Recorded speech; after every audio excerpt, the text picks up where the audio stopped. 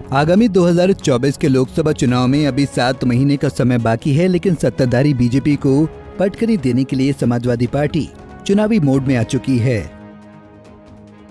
यही नहीं, सपा हिंदुत्व के एजेंडे पर भाजपा को पछाड़ने की हर कोशिश में लगी है।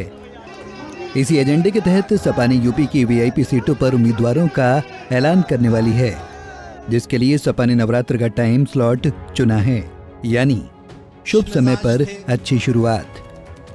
कुल मिलाकर ये कि सपा नए माइलस्टोन बनाना चाहती है। ग्राफिक्स के माध्यम से बता दें कि अखिलेश यादव जिन सीटों पर नवरात्र में प्रत्याशी उतारने का ऐलान करेंगी, उनमें वाराणसी, गाजियाबाद, लखनऊ, मथुरा, रामपुर, रायबरेली, अमेठी, सुल्तानपुर, कन्नौज, फैजाबाद, गोरखपुर, आजमगढ़, पीलीभीत जैसी सीटें शामिल हैं।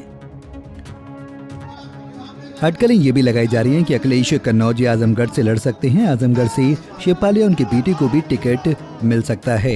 माना जा रहा है कि अखिलेश यादव नवरात्रि पर वीआईपी सीटों पर लोकसभा टिकट का ऐलान कर सकते हैं।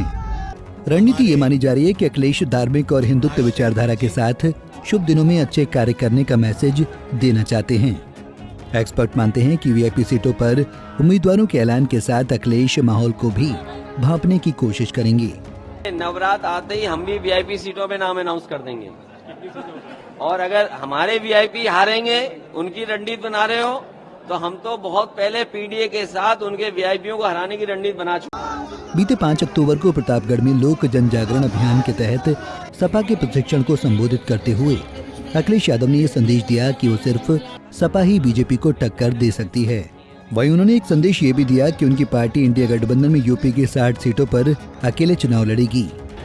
अब तो हर तरफ से ये बात आने लगी है कि जाति जनगणना हो, और जाति जनगणना के बिना सामाजिक न्याय संभव नहीं है।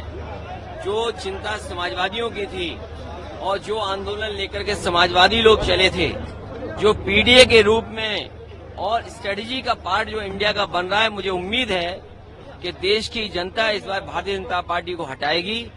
आपको बता दें कि यूपी की घोसी विधानसभा उपचुनाव में सत्तारूढ़ पार्टी बीजेपी को चुनाव हारने के बाद सपा के पीडीए फॉर्मूले सफल माना जा रहा है। बीजेपी के नाराज वोटर्स को सपा से जोड़ने की मुहिम अखिलेश शुरू कर चुके हैं। ओबीसी दलित नेताओं को इसका टारगेट दिया जा चुका है। ये भी कहा गया है कि कौशाम्बी में जमीन विवाद, देवरिया हत्याकांड, सुल्तानपुर डॉक्टर हत्याकांड समेत ऐसी हर घटना जिसमें सरकार पर सवाल उठते हों, उन्हें जरूर हाईलाइट करना है।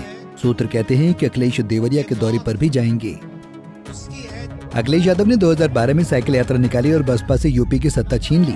इसके बाद चाहे विधानसभा चुनाव हो या लोकसभा, अखिलेश लोगों के बीच आते रहे हैं। 2022 के विधानसभा चुनाव में उन्होंने रथ यात्रा निकाली, तो उन्हें फायदा भी मिला। 2017 के मुकाबले उनकी सीटें बढ़ गईं। Bureau report, Punjab Kesari TV. हमसे जुड़े रहने के लिए हमारे YouTube चैनल को सब्सक्राइब करें और नई वीडियो की नोटिफिकेशन के लिए बेल आइकॉन को दबाएं।